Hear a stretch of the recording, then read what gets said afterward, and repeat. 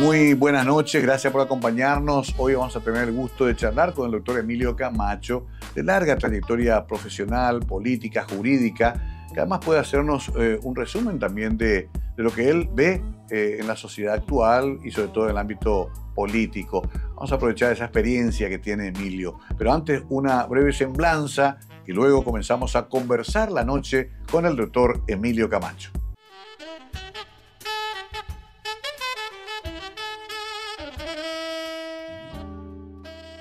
Doctor Emilio Camacho, asesor jurídico externo del Senado.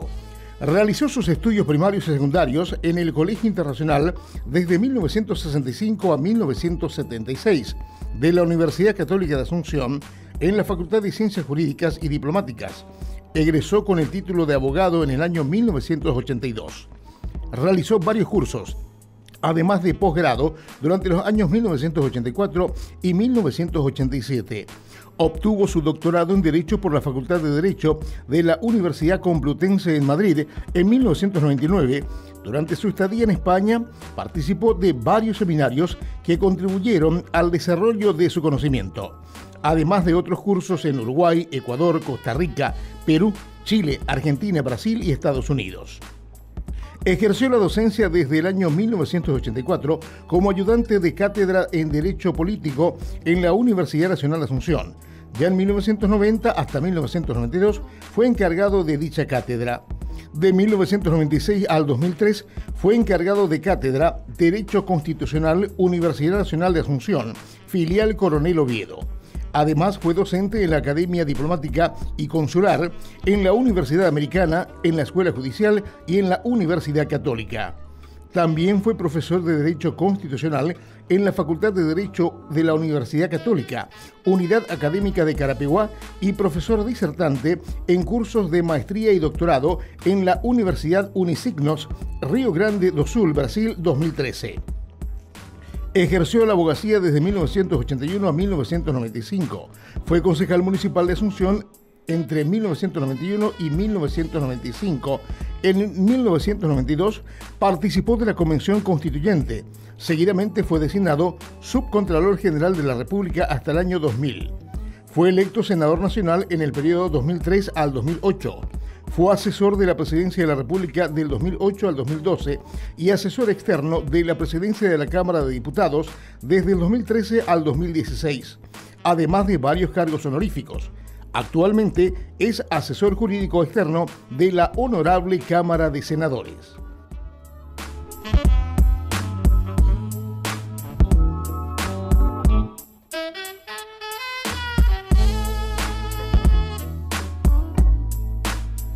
Bueno, querido Emilio, por fin te tengo acá, qué gusto, un honor para mí. ¿Cómo estás? Muy contento, muchas gracias por esta invitación. Es un honor estar en este programa y a las órdenes para conversar y conversar la noche, como dice. Somos medio contemporáneos, Emilio. Yo tengo 65. Yo tengo 66. Pero estábamos ahí cerca. Sí, exactamente. Promoción 76 del colegio, por ahí, ¿verdad? 76 internacional. Yo Cristo Rey. Yo Cristo Rey. Éramos contemporáneos, época dura del electronismo. También había terrible, la época más fuerte del electronismo. Nosotros intervenidos en Cristo Rey, ligas agrarias. Sí. ¿Ustedes siempre militaban en la oposición? Sí, mira, un colegio caracterizado por una línea crítica era el Cristo Rey. Sí. Nosotros militamos la oposición ya en el colegio a través de la Liga de Academias Literarias, que había un centro estudiante que teníamos ahí, que comenzaba a formarse en el Inter. Después ya en la facultad sí, hay una militancia muy activa. Fui presidente del centro estudiante por 2 periodos. Fue el primer centro estudiante recuperado a la dictadura en 1981. ¿Derecho de? La Católica. La Católica. Cuando eso habían ganado todo, habían atropellado a la Católica. De acuerdo. Ramón Aquino en el 78, 79. El moderador de la Católica. Y era un poder total, exactamente. Sí. Y entonces, ese triunfo nuestro se celebró mucho porque fue el primer centro estudiante recuperado para la lucha contra la dictadura. Después ya fuimos a hacer nuestro doctorado en España y volvimos en el 88, meses antes del golpe. Y vino la democracia y de lleno ahí en la Junta Municipal, bueno, hasta ahora el Claro, Senado, entraste como concejal municipal, concejal. Luego fui convencional constituyente. Ajá. Y ahí seguimos hasta ahora. Qué increíble, ¿no? O hasta el 2012, en que después del juicio como que me retiré algo de la, o bastante de la política. Militancia política. Pero siempre uno tiene, eso yo trato de explicarla, uno me dice, vos ya saliste No, el pensamiento político se aprende en la casa, en el debate interno, con la familia, en los amigos, en el colegio. Ahí se aprende. Sí, así mismo. Y eso no se deja nunca. Exacto. Ahora, otra cosa es la militancia activa, ¿verdad? Claro. Ahí, en ese sentido, militancia activa, y llegaste al Congreso inclusive. Fui senador. Sí. ¿Con quién? ¿En el encuentro? Por el Encuentro Nacional, partido en el que estoy hasta ahora, pero retirado. Correcto. Que fue también otro de los proyectos de esperanza de cambio en el Paraguay cuando surge la figura de Guillermo Caballero. Lastimosamente no se plasmó en ese momento. Mira, yo siempre digo, y entremos yendo en materia, el enorme poder del Partido Colorado. Porque siempre es muy fácil culpar al otro en nuestro fracaso. Y no. La oposición paraguaya está muy mal, Mario. Desde 1928, el Partido Liberal nunca más ganó una elección presidencial. Nunca más. En 1928. 28, cuando Ullari le gana a Fleitas, del Partido Colorado. Eligio había conseguido que una parte del Partido Colorado participe. Nunca más. Con Yoyito Franco se gana la vicepresidencia y hasta que llegamos a los grandes triunfos municipales de Filisola, de Burg, tuyo, que recuperaste. Sí. Recuperaste. Y sin embargo, en todo eso se perdió después. Se pierde. No se puede sostener. No se puede sostener. Y hay que decir algo. La diferencia dentro de la oposición es más grande que con el coloradismo mismo. Si vos, como periodista, ves las disputas internas, cómo se critican entre opositores, es mucho más fuerte que la crítica al gobierno hoy día. Eso ocurre en el PLRA, ocurre en los partidos pequeños, ocurre en el encuentro que pierde legisladores. Es decir, hay una deslegitimización enorme de la oposición paraguaya. Lastimosamente, esa es una tradición hasta cultural, si se quiere, ¿no? Y yo creo que es cultural. Y por el lado contrario, a los colorados es más fácil siempre, por esa vocación de poder que tienen, unirse inclusive a pesar de sus diferencias. Mira, tiene una cohesión enorme. Fíjate que se mataron vicepresidentes. Se hicieron golpes. Se hicieron golpes y siguieron. Entendieron lo que hay que hacer para el momento de preservar el poder. Y es lo que yo veo hoy. El odio entre ciertos grupos liberales y ciertos grupos incluso dentro de los partidos pequeños es más fuerte que la crítica al coloradismo. Ahí solamente, a ver si coincidimos en eso. Qué interesante que plantee esto de entrada luego, porque es un tema actual. Ahí solamente a partir de un programa conjunto mínimo de acuerdo se puede comenzar a reconstruir al modelo uruguayo, al modelo chileno, de alguna manera. Yo creo, sí, el modelo uruguayo sería, ahí había de demócratas cristianos hasta comunistas. Sí. Porque pactaban. Sí. Yo creo que en Paraguay eso es imposible. ¿Por qué? Y es imposible por nuestra cultura sumamente sectaria. Fíjate lo que pasó con Lugo. Pero, espera, ¿cómo se consiguió? Y lo que te hicieron a vos, Mario. Sí, exacto. Yo necesitaba dos votos nomás en la Junta para quedarme. Claro. No los tenía, eran votos opositores. Sí. No, esto nomás. Pero sin embargo, para construir ese proyecto Lugo que ganó la Alianza Patriótica, en ese momento parece que por fin se coincidió. Y ahí hubo, tal vez la primera vez que diga esto, ahí hubo grandes errores. En primer lugar, el propio sector de la izquierda que se creyó todopoderosa y atacó, agravió al Partido Liberal. Eso hay que decir. Autocrítica. Claro. Y el Partido Liberal que creyó que solo iba a poder. Y entonces Franco acompaña el juicio político y termina su carrera entregando el poder a Horacio Cartes. Claro. Y nunca más. Y nunca más, hasta ahora. Y tenemos 5 o 10 años más de clara hegemonía colorada. O sea, se dirán lo que quieran decir, pero esa es realidad, Mario. Claro, hay que administrar realidades. 40 años ganar. Se ganó y entre nosotros nos peleamos. Qué triste, ¿no? Sí. Pero qué crudo y qué bueno que lo digas vos, que no sos precisamente un agente del cartismo ni del... Claro. Porque viste que ahora todo el mundo está sospechado de algo. Vos la pasaste, la viviste, inclusive pusiste tu mejor empeño en el momento final en que Lugo... Sí, con Mario, con Adolfo y Enrique García, que a quien hay que recordar. Se trató de por lo menos de explicar la brutalidad de ese procedimiento. Eso fue un golpe parlamentario, según vos. Mira, el juicio político es un procedimiento previsto en la Constitución, pero se violaron todas las garantías, especialmente el derecho a la defensa. Nos notificaron a las 6 de la tarde y nos citaban para el día siguiente a las 9:30 de la mañana. Y o sea, 3 horas hábiles tenían. Eran 18 horas. Pero, ¿qué es lo que se cuestionó internacionalmente? ¿Qué es lo que se cuestionó y lo que la Comisión consideró razonable y por eso admitió? El caso Lugo está en estudio en la Comisión Interamericana porque consideraron a primera vista que es razonable lo que denunciamos nosotros, la violación de ciertos y puntuales derechos. Se suele decir que el juicio político acá en Paraguay es una cuestión de levantar la mano y se liquida el expediente, que todo lo otro es medio superficial. Y esa es la realidad política. Vos tenés los números en diputados, acusás. Tenés los números en senadores, destituís. Mayoría absoluta 2 tercios, 30 sobre 45. Y el debido proceso y el derecho a la defensa. Y eso es algo que se debate, ¿verdad? Hay derechos inalienables, el derecho a la defensa. Claro. Eso no hay tribunal que convalide en el mundo. Y en el caso de Lugo, se violó su derecho a la defensa. Hay varios antecedentes. Está el caso de Bonifacio Ríos, ministro de Corte, que ganó en la Corte Interamericana.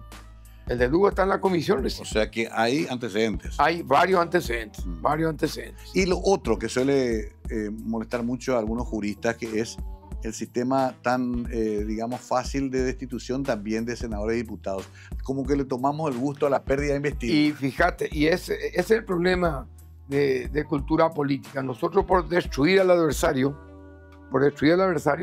rompemos las reglas también. Claro. La manera en que han sido destituidos muchos senadores fue, por decirlo menos, apresuradísimo, porque habían los números.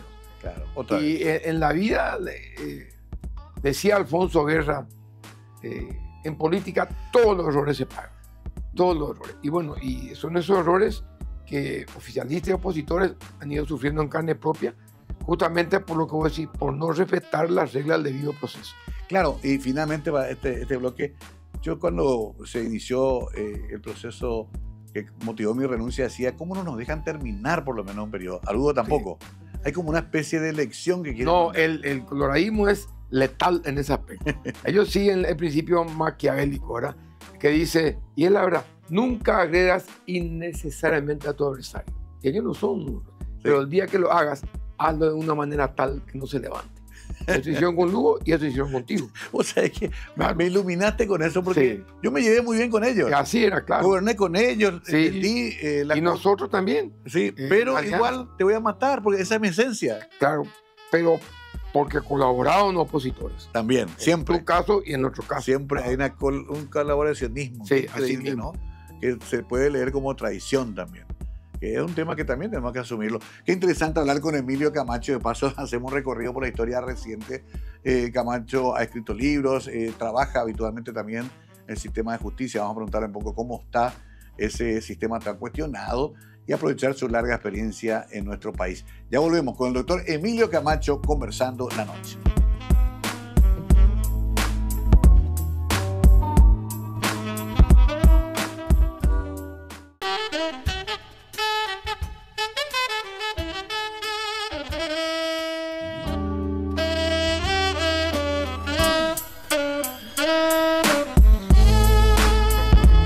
El doctor Emilio Camacho con nosotros.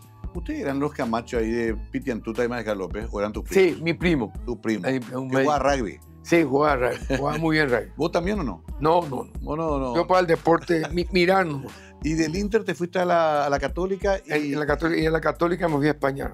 Correcto. ¿Tenés hijos, Emilio? 2 hijos. Uno que sigue medicina y otro sigue ingeniería. Nadie sigue derecho. No. Aprendieron. Ya le asustaste, parece. Sí. Dicho sea paso, te vimos otra vez muy activo en tribunales, trabajando en la profesión. Sí, después del juicio político, yo entendí esto, Mario, que la reconstrucción pasa por 2 cosas fundamentales. Uno, no pretender más unir a toda la oposición. O sea, para mí pretender unir a Paraguayo Cubas con Ever Villalba, con un dirigente liberal combativo, en mi opinión, coherente con su lucha. Interesante. Es un desgaste, una pérdida de tiempo. Ya no se va a poder. Ya no se va a poder y va a servir para que nos acusemos otra vez. Yo te hice aquello, esto, aquello. Acá se trata de la gente que tiene una genuina postura opositora o de línea política, juntos, trabajen juntos cada uno. Y va a ocurrir, tendría que ocurrir, si alguna vez se gana lo que ocurrió con Lugo. Un proyecto se impone por su cantidad, por su apoyo popular. Claro. Por la cantidad de gente que tiene. Sí. Y en política, Mario, quería votar. si no tenés gente, vos ganaste contra todo un partido en tu candidatura. Enorme. Se construyó de abajo. De abajo también. Bueno, y yo creo que ese es el camino que hay que seguir. Ahora, ya que mencionaste a Paraguayo Cuba, todos lo conocemos a Payo de joven. Éramos todos contemporáneos. Sí. Estudiante de Derecho, combativo, me acuerdo.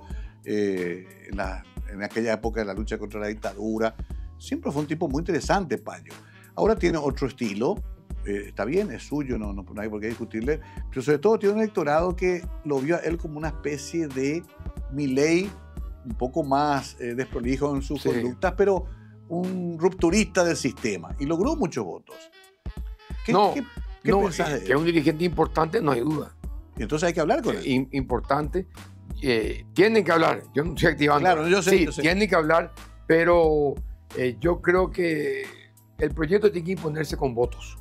Sí. Porque yo puedo hablar y acordar contigo, pero si mi gente, o los que a vos te siguen, o los que creen en vos, por los valores que tenés, por lo que decís, ven que voy a hablar con alguien que piensa totalmente distinto y va a golpear, ¿no? Como ya ocurrió, ¿verdad? Sí. La ventaja que acá tenemos que ya estamos hablando sobre hechos con el diario del lunes, ya estamos, para no pecar de eso. Claro, ya vimos. Entonces, claro, no hay que repetir pues, esos errores que ya se hicieron. Ahora, yo te hice mi pequeña encuesta antes de las elecciones. Todos queríamos ver si el proyecto de Efraín por fin llegaba. Sí. Teníamos la ilusión, fracasó de vuelta. Y a muchos que preguntaban, ¿por quién va a votar? Sobre todo gente común de la calle, el vendedor de yuyo, el que maneja la plataforma, el que lleva el delivery. ¿Por quién va a votar? Payo, me decían. Sí. ¿Y por qué? Y porque quiero que se vaya todo al carajo. Ya no tengo más nada que perder ni que ganar. El tipo que está 12 horas en su moto, que no tiene seguro social, Claro. que gana lo mínimo de lo mínimo. Así mismo. Y vive a 2 horas de Asunción. Y 2 horas para venir a trabajar y 2 horas para irse a Ese volver. ya no quería saber más nada. Y quería votar por la ruptura. Ese electorado está todavía ahí.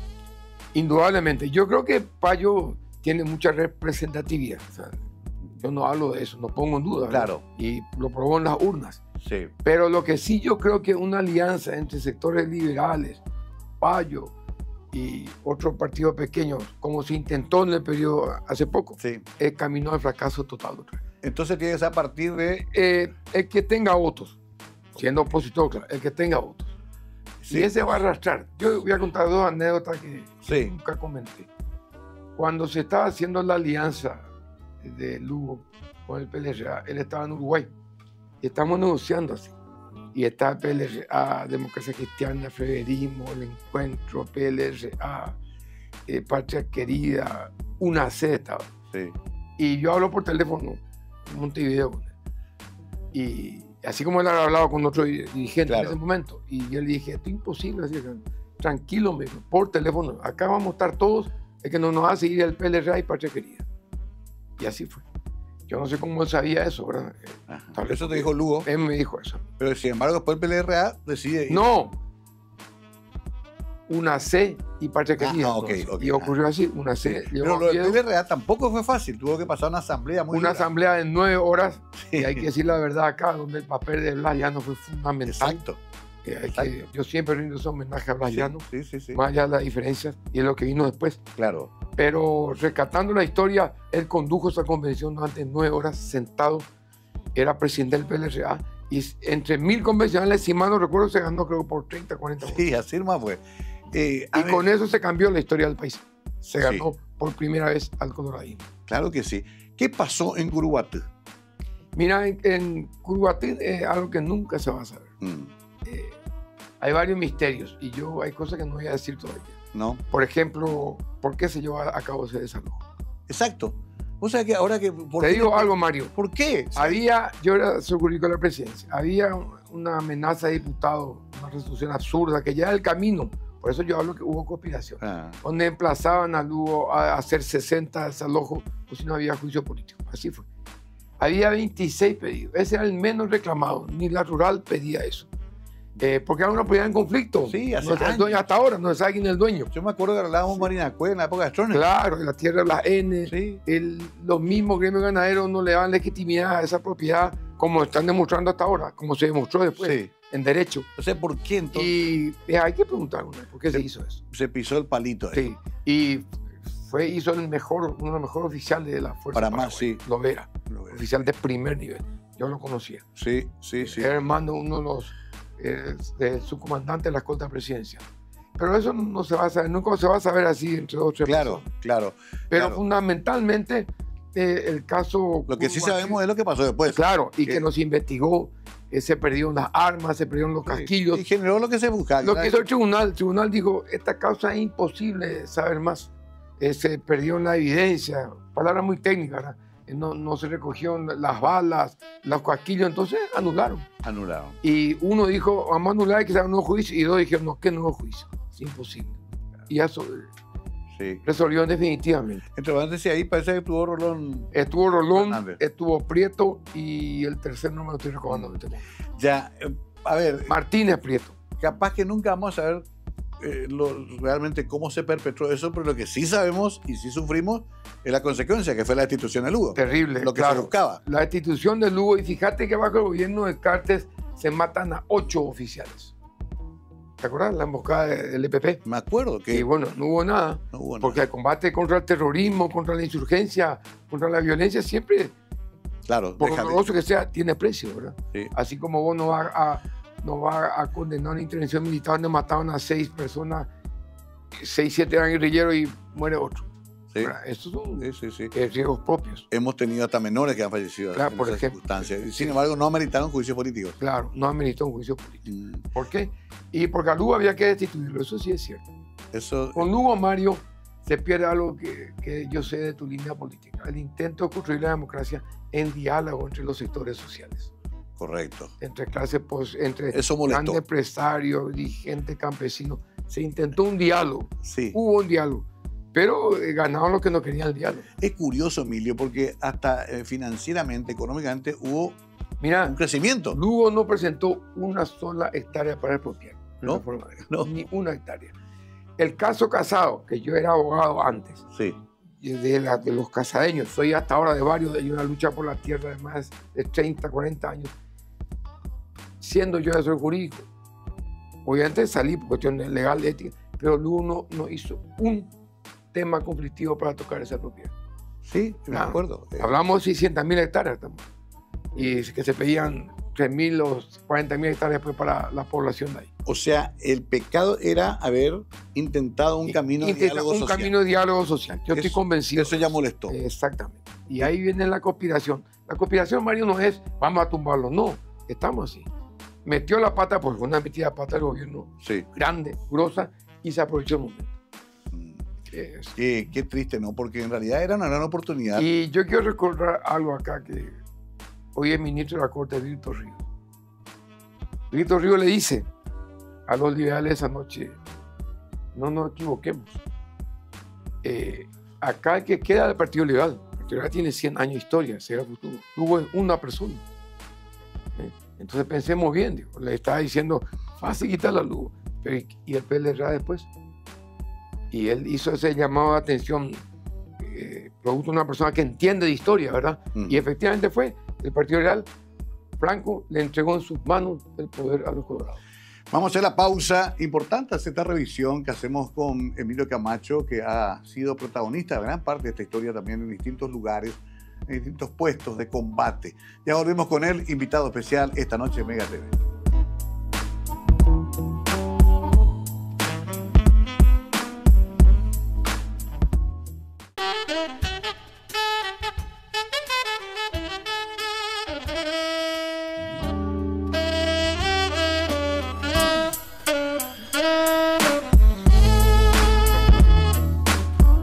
Emilio Camacho con nosotros, un gusto tenerlo acá conversando la noche. Quiero hablar un poco del sistema de justicia tan Sí. cuestionado en Paraguay. Emilio, tenés experiencia, trabajaste toda tu vida como abogado también.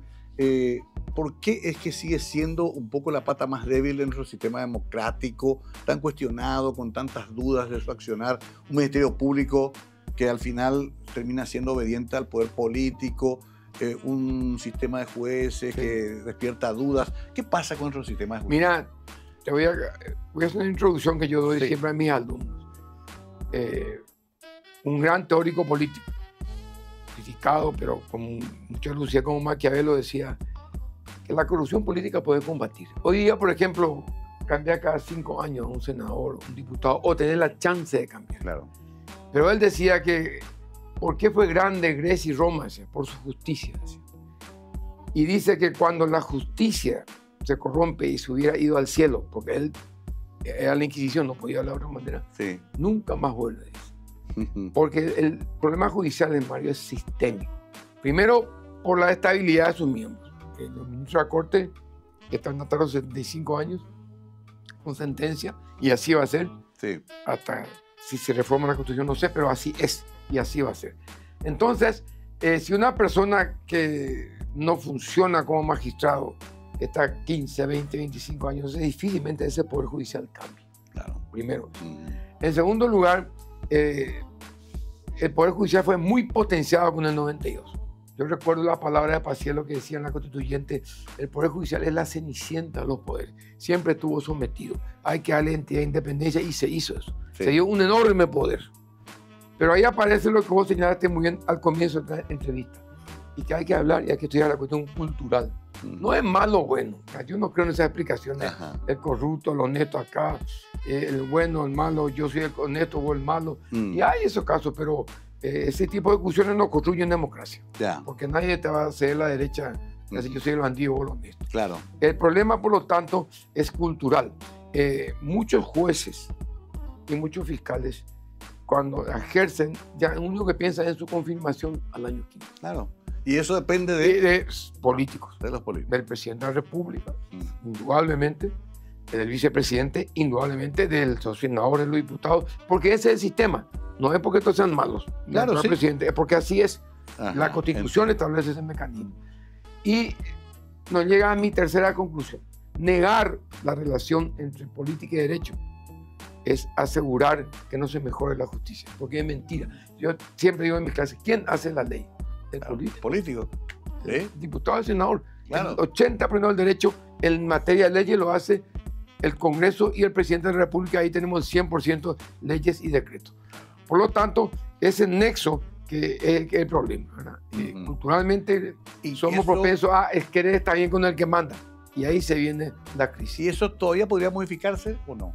Y yo creo que es muy difícil. Algunos Por dicen eso- que tiene que desaparecer, por ejemplo, el jurado de enjuiciamiento de Y yo magistrados. creo que no pasa por ahí, porque ¿No? igual va a ser el presidente y el Senado que va a elegir ministro de Corte y decidir el juez. Y es más, yo creo que el control tiene que ser externo.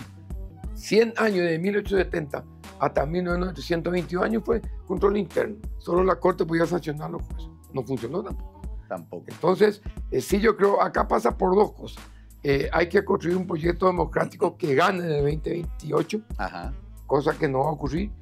Y entonces, Danos esperanza. no, yo creo que no hay para el 2028. No se llega. No hay, no se llega. Y no se llega. Al menos yo pienso así. Sí. Sí creo que el Poder Judicial puede, 1 o 2 ministros pueden iniciar el cambio.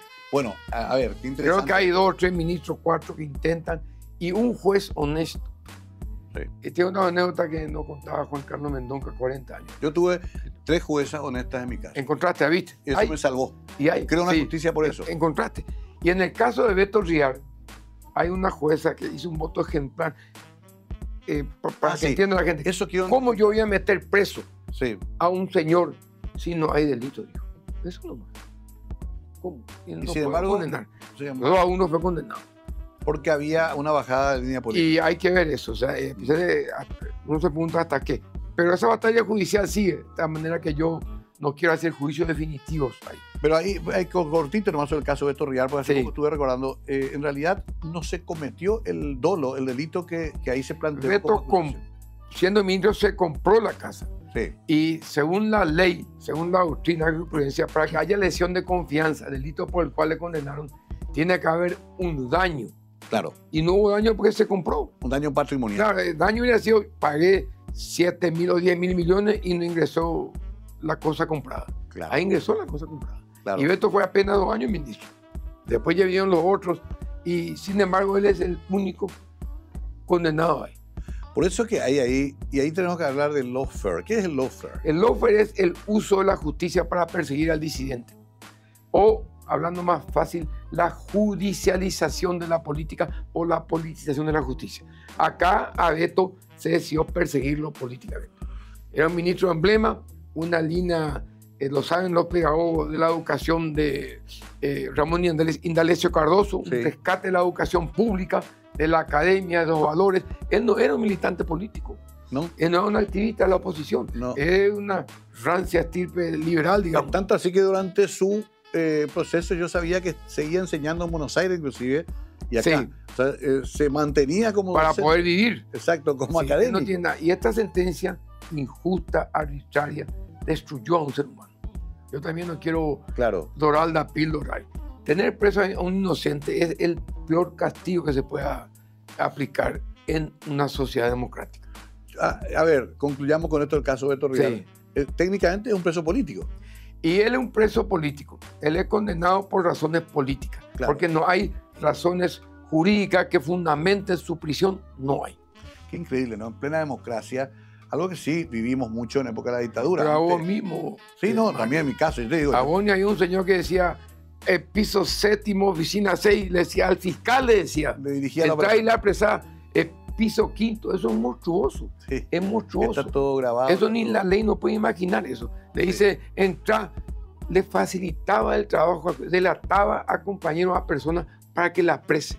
Que es la hora que Impartía estaba. órdenes al Ministerio Sí, al Público. fiscal. Digo, ¿y ese fiscal? Esa locura. Sí. Y ese fiscal fue amonestado nomás en esa fiscal. Sí, es brutal porque finalmente sobre ese tema, mientras tengamos el sistema de justicia, va a ser muy difícil No, yo quiero aclarar. que la democracia funcione. Hay muchos jueces honestos. Sí, claro. Vos mío, hay A mí me tocó. fiscales honestos, ¿verdad? El problema es de que la batalla judicial sea siempre buscando que te juzgue un juez honesto. Exacto. Y eso cuesta porque las recusaciones normalmente se rechazan eso. Sí, Pero yo creo que eso forma parte de la batalla por la democracia. también. Y hay ministros honestos. Y hay gente que hace bien las cosas. Ocurre nomás que ocurre eso objetivo. Cuando nos peleamos tanto entre los políticos y los diputados se pelean entre ellos y ellos se pelean con el presidente, se debilitan esos dos poderes. ¿Qué poder crece?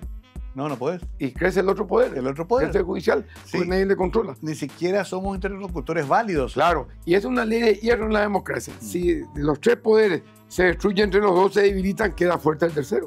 Ahora, convengamos que hay ahora mismo en desarrollo un proyecto de avance sostenido que domina prácticamente los tres poderes de Estado, más el Ministerio Público, más la Contraloría. O sea, Sí. se perdió el equilibrio mínimo Mira, que había. La Contraloría siempre estuvo en manos de opositores, Siempre. hasta hace 5 años. Y ahí Y ahí también le quitaron a Enrique García, ¿verdad? sí, por eso, más allá del cuestionamiento de Enrique, Sí, eso es el famoso pacto de gobernabilidad Claro, que tanto se porque- critica, pero que era mejor que esto que y tenemos es ahora. un proyecto de hegemonía. Eso no quiere decir que porque sea de partido X Claro. no haga un buen trabajo, pero hay un proyecto hegemónico que yo creo que se está consolidando, creo que se va a realizar plenamente y creo que la sociedad paraguaya no está en condiciones de combatir eso, de defenderse de eso. Qué grave eso, ¿no? Sí, Porque vivimos el tronismo, ahora que hay tanta fuga, los transfugas, que se enojan algunos, Sí. pero es así, el término el semántico, término es- correcto. es correcto, los que se transfugaron, Sí, vimos mucho en la época de Stroessner. ¿Vos te acordás que muchos de nuestros grandes compañeros de repente claro. terminaban Sí, en el Partido Colorado? el ¿verdad? Partido Colorado o asociado a grandes negocios con Colorado. Exacto, o sea, es un proceso que ya lo vimos, pero en dictadura.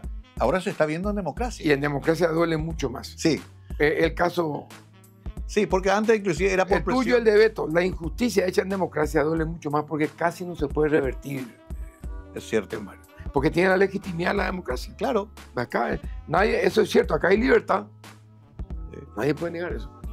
pero también, querido Emilio, hay grupos de tareas donde justo caen esos casos en ciertos fiscales y van a ciertos Claro. tribunales. Existe también. El montaje en las redes. Vamos a quitar el caso político. Metamos Sí. en el caso de González Daer nomás. Donde todos los pagarés iban a ciertos Sí. lugares y tenían cierto corredor. Y había prisión por deuda, algo que está prohibido en la Constitución. ¿Sí? Increíble, ¿verdad? Increíble. Y Y eso- son mecanismos perfectamente. Y ahí sí, yo lamento que haya jueces y fiscales que se involucren en eso, que son pocos, Claro. pero se involucran. Y un magistrado judicial, un fiscal, tiene un salario digno, comparativamente con el resto del sector público. Claro. Tiene un salario digno, tiene inamovilidad, 5 años es él y su conciencia.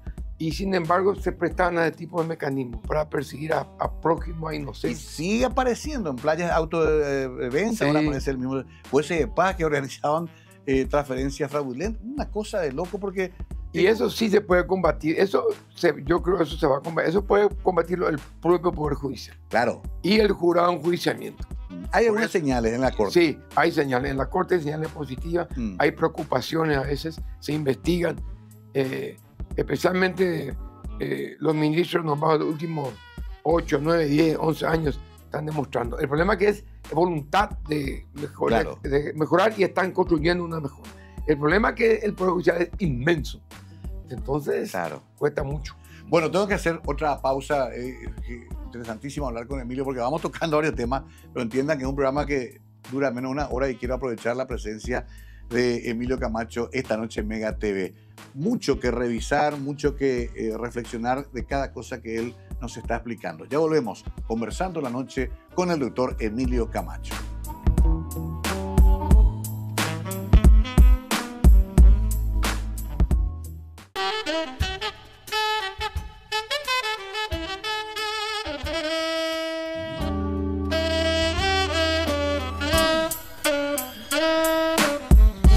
Doctor Emilio Camacho con nosotros. Decías que sos profesor universitario. ¿Dónde enseñas y qué enseñas? Yo soy profesor de Derecho Constitucional y básicamente en la Escuela Judicial.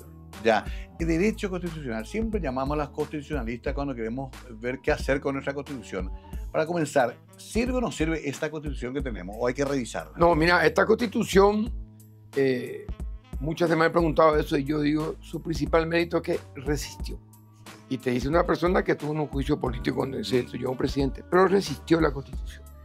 Y fue la única de 1803 a hoy, 200 años, que presenció un cambio de un gobierno de un signo político a otro signo político en democracia, sin golpe de Estado, en elecciones. Está bien. Entonces, esta Constitución, para mí, un logro enorme, sólida, tiene que desarrollarse aún. Y obviamente casi todos quieren reformar, sí. Pero uno quiere reformar por la Corte como se integra, otro quiere reformar porque tiene demasiado poder jurado en enjuiciamiento, otro por esto. El problema es que para reformar hay que coincidir. Cuidado porque si no hay ese consenso se vuelve conflictivo el tema, como pasó con la enmienda de sangre. Claro, y el que tiene mayoría va a hacer lo que quiera. Mirá que nos llevó al muerto Rodrigo Quintana. Sí. Pobre, un muchacho joven en el Partido Liberal, ¿verdad? Solamente por el intento de una enmienda. Una enmienda. Y ahora se vuelve a hablar de una reforma. O de una enmienda. Sí. Y yo ahí tengo una visión que creo que va a ser muy polémica para muchos. Yo creo que hay que discutir eso. Sí. Hay que dar el debate, Mario. Okay. Porque si vos no das el debate y los números están, queda fuera del partido. Cuidado. No preparar a la gente para defenderse, no preparar. ¿Y de qué sirve que vos trabajes de augur o de payasero diga yo dije? No, hay que darle batalla. Ahora, hay que discutir qué querés, para qué querés, cómo querés reformar. Porque yo puedo decir la enmienda, pero hago la convención y lo convierto, puedo tocar lo que quiera, ¿verdad? Claro, exacto. Una vez que abrilla la caja. Ya no cerrar. Ahora, casi todos simplificamos esto. ¿Reelección o no reelección? Y algunos decimos sí, reelección, pero con balotaje. Sí. ¿Alguna vez tenemos que discutir? Eso se discutió alguna vez. Sí. Pero eso el Partido Colorado no va a dar nunca. No va a dar. Claro. Reelección con balotaje. Claro, eso sería lo ideal. Se discutió eso y no hubo caso. En la constituyente se habló de eso. Se habló. Pero se rechazó. Ahora hace poco el presidente del Congreso le dijeron, no, reelección sí, el otro no. Con mucha sinceridad, ¿verdad? No, y eso de fondo, claro. Y siempre es la línea histórica del Partido Colorado. Claro. Porque evidentemente que, como decís, si no hay un debate previo, es peligroso que se haga cualquier cosa con eso. Sí. Puede ser peor. No, puede ser mucho peor. Puede destrozarse el Poder Judicial, puede reducirse la atribución del Congreso, puede potenciarse un Ejecutivo, que es cierto que la Constitución pone muchas limitaciones al presidente. Todo el mundo dice que este es un gobierno muy parlamentarista. O tiene sesgo parlamentarista, cierto. Pero nunca hay que olvidar la tradición de la cual venimos, de gobierno autoritario. Fíjate, Mario, que hasta 1989, en 170 años de vida independiente, 3 presidentes ocuparon 90 años o más. Entre Francia, 30 años. Los López, 26 años. Y Stroessner, 35. Qué bárbaro. Más de la mitad de los independientes era con 3 grupos, con 3 personas o grupos familiares. Sí, bien cerrados. Claro, entonces una tradición autoritaria muy fuerte, ¿verdad? Sí, hasta tal punto que la gente tiene una nostalgia casi, digamos, cultural por el autoritarismo. Hay gente que no vio la dictadura y dice, antes se dormía con la puerta por abierta. ejemplo, y gente de trabajo, ¿verdad? Sí. Antes no se asaltaba tanto. Sí, así mismo, no se robaba tanto. Lo que pasa es que no sabían nomás. Claro, no se hacía público. A Juanito Filarte le torturaban, le mataron, ¿verdad? Claro. A Doroteo Brandel, no sé. No. Podemos contar muchos casos, ¿verdad?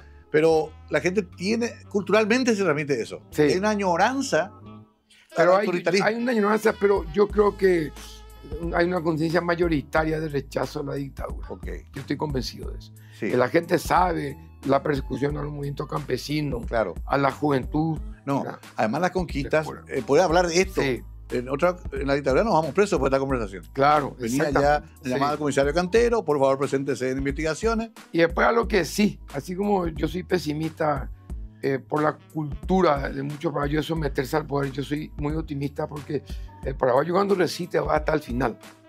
Vos acabas de hablar de la enmienda. La resistencia contra la dictadura, con gente que moría, seguía. Gente colorada que tuvo 28 años exiliada por no abdicar de su postura, siendo su partido el que gobernaba. Es decir, la historia paraguaya tiene enormes ejemplos positivos. Sí. Uno podría decir, No, el marzo paraguayo. claro, y la historia paraguaya está cargada de sentido positivo en la lucha y la defensa de la democracia. Sí, lo ideal nomás es que no se llegue a eso, pero a veces también te dicen, si la gente no sale a las calles no se frena ningún avance autoritario. Y sí, pero tiene que estar organizado, pues.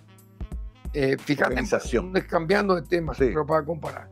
En Uruguay, en la interna del Frente Amplio y del voto también del Nacional, en menos de 40 minutos ya sabían quién ganaba. 40 minutos. Sí. Y en la presidencial segunda vuelta, en 2 horas y media ya tenían el 93% escrutado.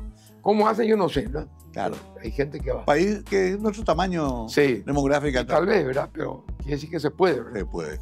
Claro, quiero entrar en la última parte de esta conversación con respecto a un poco tu visión ya más personal de algo que está ocurriendo.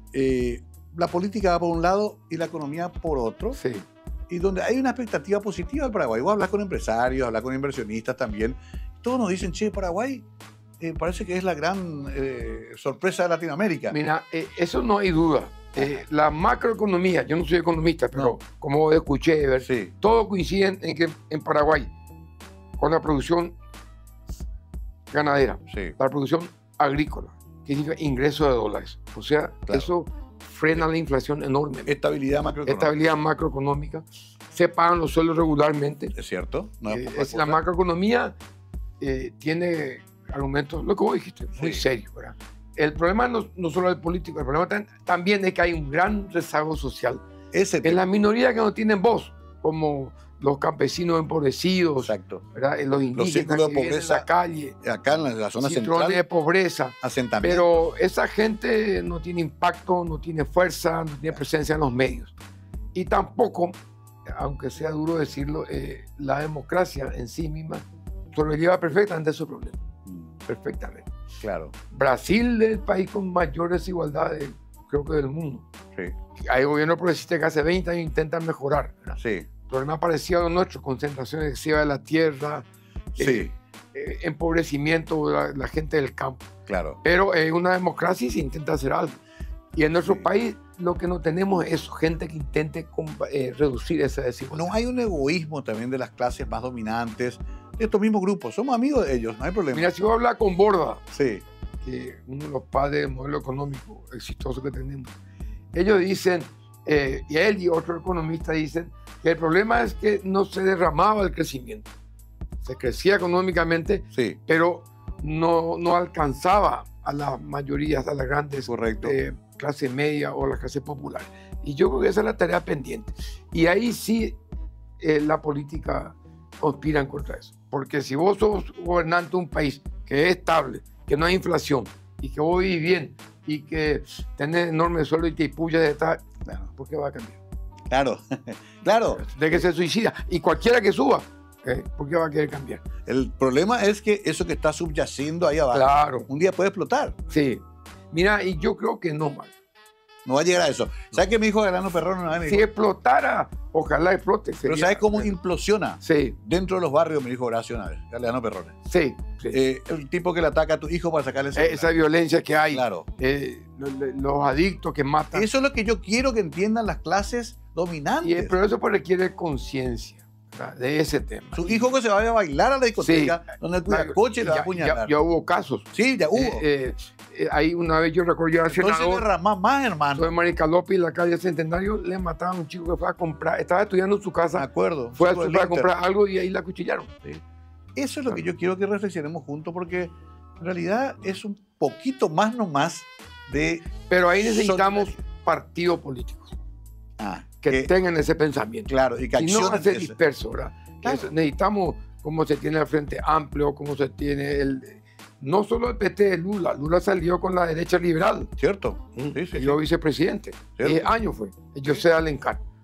Época de mayor crecimiento.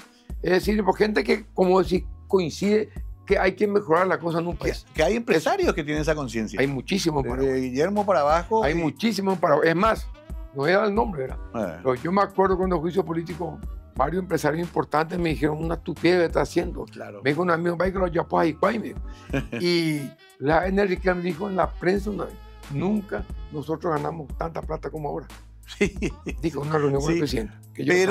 Pero se lo echó, yo le dije una vez a un periodista, colega, al Hugo por socialismo en grado de tentativa. Y como dijo una vez, felino amarilla, dijo, que de insospechado el socialismo no tiene nada. Él dijo, no, es propio una hectárea. Y es cierto, no se propió. Para la reforma agraria nunca. Sí, cierto. Nunca. Pero bueno, es nuestra cultura política, ¿no? Pero sí quiero decir, Mario, perdón que te interrumpa por el tiempo. Yo creo que la oposición tiene que trabajar sin preocuparse por construir alianza. No. Hay que hablar con la gente, y la gente está haciendo, man. Fuera de su partido, en su partido, está hablando, buscando construir algo. Y ahí va a salir.